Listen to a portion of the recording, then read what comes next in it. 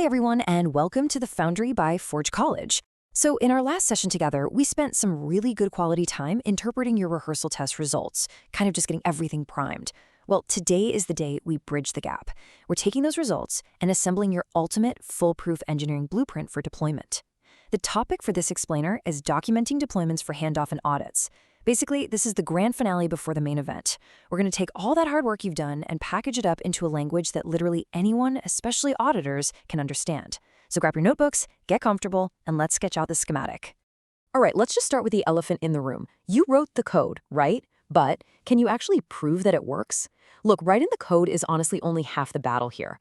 Like, you personally might know your smart contracts are absolutely flawless. You probably sat there sipping your morning coffee, watching the testnet deployments run perfectly, but think about the operations engineer or worse, the security auditor. They don't know you, and honestly, in Web3, they are professionally trained to trust absolutely no one. Zero. So now you've got to prove to these highly skeptical folks that your pipeline is genuinely safe for a live mainnet launch. Because if you can't prove it with concrete, undeniable evidence, well, to them, it might as well have never happened. Okay, here's the quick schematic for today's explainer. We've got 6 precise steps to build this airtight package. 1, the handoff blueprint. 2, gathering your materials. 3, mapping the master runbook. 4, cryptographic proof and artifacts. 5, the verification checkpoint. And finally, 6, ready for live deployment. Let's dive right in. Section 1, the handoff blueprint. Assembling the schematic. So, first things first, we need to define the ultimate deliverable for this capstone. What does a good handoff actually look like? Well, as you'll see here, there's a massive difference between what we want and what we desperately want to avoid. On one side, you've got the bad handoff. I mean, we've all been there, right? You inherit a project, and it's just this messy folder full of randomly named files, loose scripts, and a README that literally just says, run the thing. It's a reviewer's absolute worst nightmare.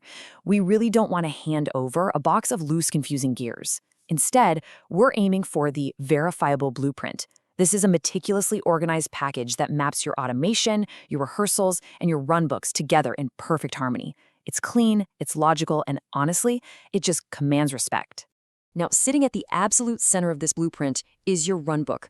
If you're not familiar, think of a runbook as your step-by-step IKEA assembly manual for the mainnet launch. But, unlike an actual IKEA manual, this one actually has to make total sense and definitely shouldn't leave you with 3 mysterious extra screws at the end.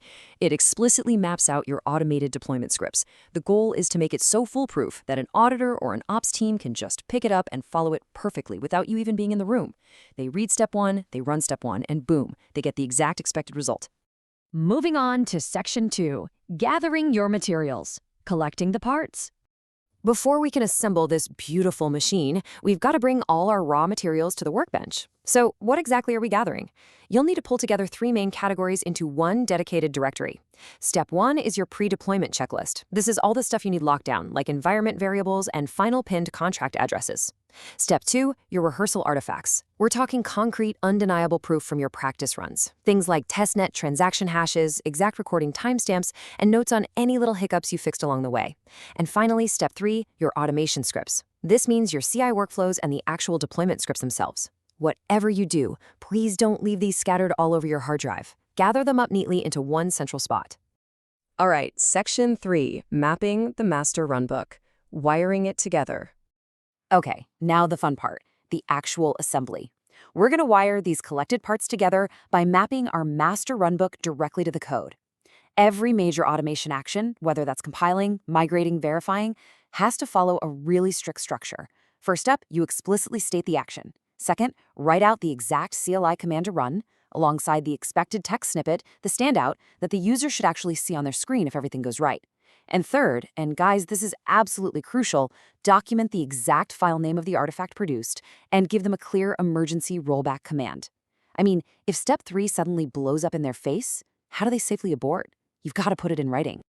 We are literally demanding extreme precision here.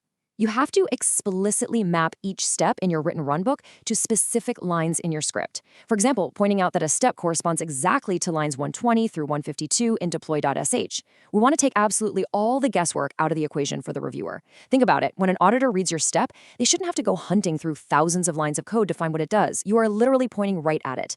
Doing this builds immense trust, and honestly, it dramatically speeds up the whole review process. Section 4, cryptographic proof and artifacts. sealing the blueprint. So we're moving way beyond just taking your word for it now. We're introducing tamper-evident engineering seals to our blueprint. Here are the strict acceptance criteria we have to pass. We're explicitly linking every single artifact to a concrete verification method. If it's your runbook, the reviewer must be able to trace it directly to the script. If it's test evidence, those transaction hashes absolutely have to resolve on a public block explorer. No fake data, obviously. And for automation notes, the CI checksums have to match perfectly. Every single claim you make must be 100% independently verifiable. Now, let's quickly define exactly how we prove that our files haven't been messed with. To provide that cryptographic proof, we generate what's called an artifact checksum. This is a deterministic hash, like a SHA-256. Honestly, the best way to think about it is like a unique digital fingerprint, or an unbreakable wax seal on a top-secret envelope. It mathematically proves that your final compiled binaries are exactly identical to what your tests evaluated. If even a single line of code, or honestly just a single space, gets changed after testing, that checksum seal breaks. The auditor will know instantly. No sneaking things past them. And this really brings us to a core philosophy we talk about a lot in the Forge College learning community. Good engineering documentation respects the auditor's time by putting the evidence right there, front and center. A reviewer should spend time validating evidence, not hunting for it. Trust me, if your auditor is spending 3 hours just trying to figure out which commit hash matches which test run, they are going to get super frustrated. And a frustrated auditor is a very thorough, very unforgiving auditor. So do yourself a massive favor. Make it incredibly easy for them to just say, yes.